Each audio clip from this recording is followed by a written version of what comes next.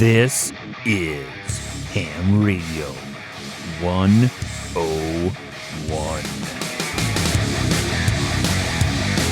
CQ, Whiskey X-Ray Zero, Mike India Kilo, calling CQ. 7-3 to you, this is WX0MIK. Hello and welcome to the next edition of the Mike Wills podcast for July 23rd, 2020. Excuse me, and I think I'm going to cross-post this over into the Ham Radio 101 feed. Why? Because I really need to start creating content for over there. So, for those of you who are just joining, some of these style of recordings, this is not going to be the normal that you'll see on the show, or normal audio, normal anything. I call this more of a car cast. This is where I have more of a stream of conscious, I guess if you want to call it that, of just more so just kind of driving along and having an idea of a topic and just start rambling on it. Sometimes it's rambling, sometimes it has a purpose, but it's always off the cuff and not well prepared. These are to kind of get some additional content on there, not just to have content, but to have a focus, or to keep things fresh out there. No, there will not be any. There will not be any, any video with these because I am driving, and either you're going to see me looking out the window and looking around, or, might as well just look at the logo. So, I thought I would start out by how I got into ham radio to begin with. And so, by the way, I'm stream conscious. I also post this out to my podcast, which is the Mike Wills podcast, and that is much more of a audio blog, so to speak. It is a podcast; you can listen to it. Sometimes there's some really good content on there. Sometimes it's just me incoherently rambling for my life updates. So if you want to check that out, that's at mikewills.me. Also, you can get there with my call sign, which I should probably give you before I get too much further, which is WX0MIK, or Whiskey X-Ray Zero Mike India Kilo. And you can go to that, the mycallsign.net. You'll also get to the same place. I will probably create a little more of a landing page for the Ham Radio 101 here coming up, as I develop this out a little bit further down the road. So today I thought I'd talk about how I got into ham radio. So for me, I got into weather really big quite a while ago now. By the way, the coughs are my asthma. This is the normal thing. I don't edit those out here. When I was a kid, I was into weather for a while. I thought maybe I want to be a meteorologist, but I hate math. And I learned that the sciences in general have a lot of math, at least in the school portion. I was like, I don't want to be high math, so I became a programmer. One would think that's extremely counterintuitive, but in my career, the most math I do is add, subtract, multiply, divide. And if it's anything a little more complicated than that, I go to the person and say, what's the formula you need, and I will make sure the computer calculates that out correctly. So my math is not very strong, but anyway, so that kind of faded away for a while. I was always interested in radar. When I got my first smartphone, even before my first smartphones, I had a not a Google, an Apple iPod Touch. I was in the search for radar apps. I wanted to see when it was going to rain. Well, I didn't know that would become an obsession. So eventually, what happened is I got a smartphone. I could look at it more and easier. And then we were out camping one time, and there was severe storms in the area. We were kind of watching it. I was looking sky. I had no freaking clue what I was looking for. I thought maybe I seen a funnel cloud. Again, I have no idea what I was looking for. I couldn't even tell you if it actually was or not. Pretty sure it wasn't though. And I was looking at this radar, not having a freaking clue what I was seeing. And like, how do you read this? How do you understand this? And about that time, I didn't know there was this thing called storm chasers, but I think I had watched the TV show. But most of these guys were all meteorologists and people who were trained, and then somewhat of adrenaline junkies. So I, again, wasn't giving it much thought that just normal humans go out storm chasing. So I started learning more. My wife's cousin also does storm chasing, and he got into ham radio here a few years ago. So we were talking a little more. It's like, yeah, man, there's actually a lot of people on here. We go out there with our radios. We chat with each other as we're chasing the storm, report it, and so on and so forth. It's like, yeah, but that's kind of cool. In between there, I also knew about Ham Nation. I watched that for the early days. Again, there was just something rung my bell or rung in my head that just wasn't for me for some reason. So, after talking to him, I said, okay, let's take a look at this technician manual. If I truly become a storm chaser, storm spotter, whatever, I'm going to have to, I really should have this. It sounds really cool. Probably be worth it. So I ordered the book. I started reading it.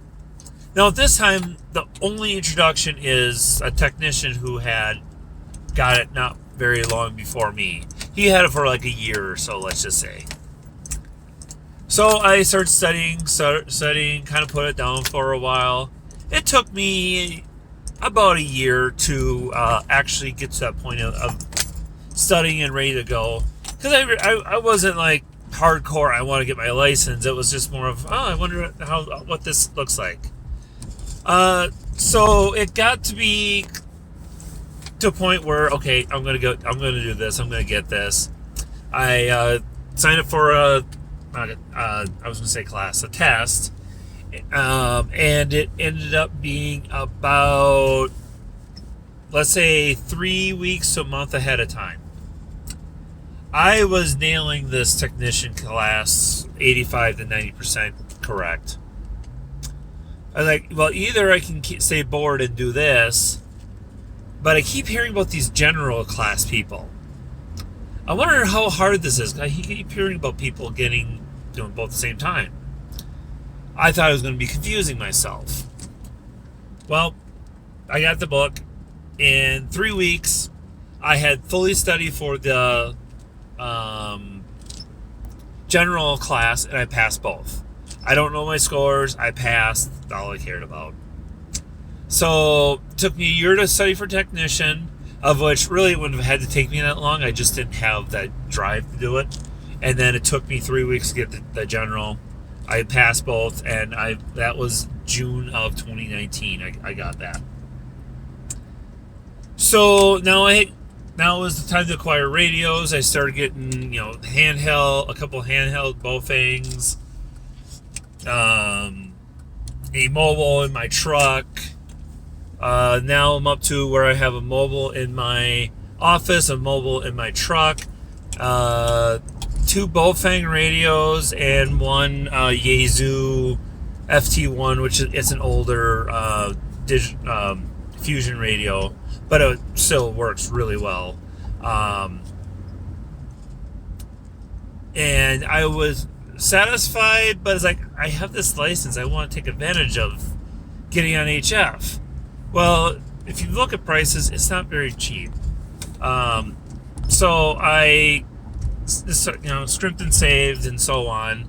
And I'm not a talker, so, just be sitting on VHF for hours and then talking to people didn't really appeal to me. I'm a person who, I have a goal. I'm going to, talk, get it over with, and done. Although for some reason I could talk forever on this, but whatever.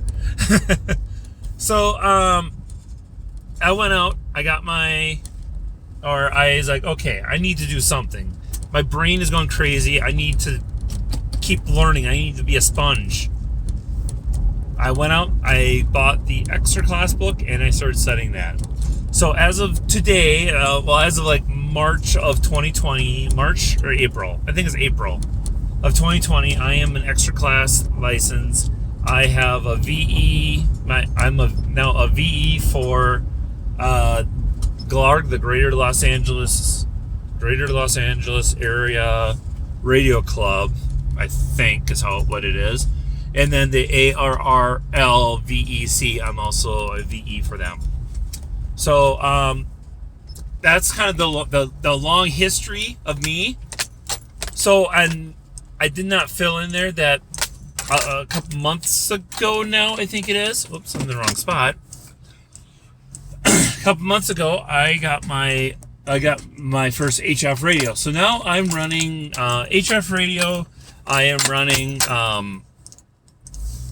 digital. I'm running kind of all the things that a newer ham does.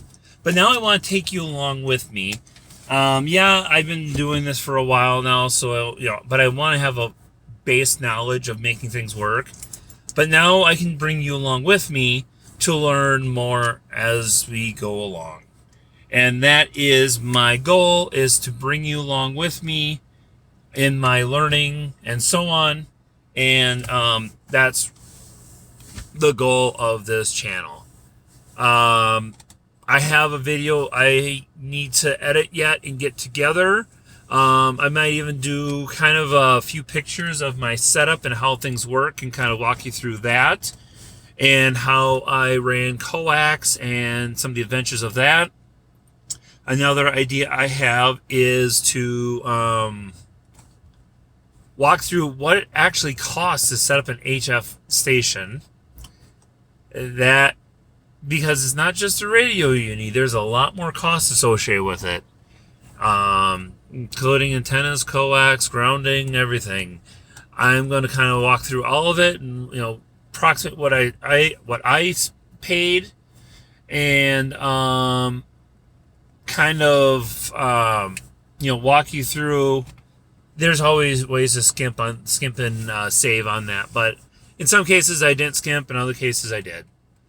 So I'll kind of walk through some of that. I'm going to remake my transformer on my antenna, and we can kind of walk through that together. So there's a few things we can kind of do as content. I just need to organize the time to do that.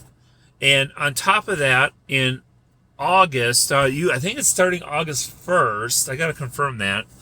I do a podcast series called Dog Days of Podcasting, which the challenge is to do a podcast a day. Actually, we kind of did a quarantine one too, but that lasted a little too long.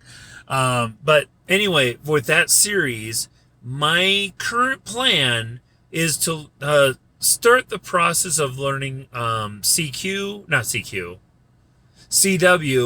or continuous wave, otherwise known as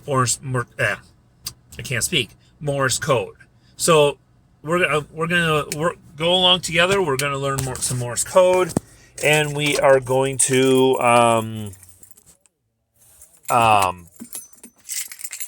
do that. I guess I wasn't sure where I was going with that.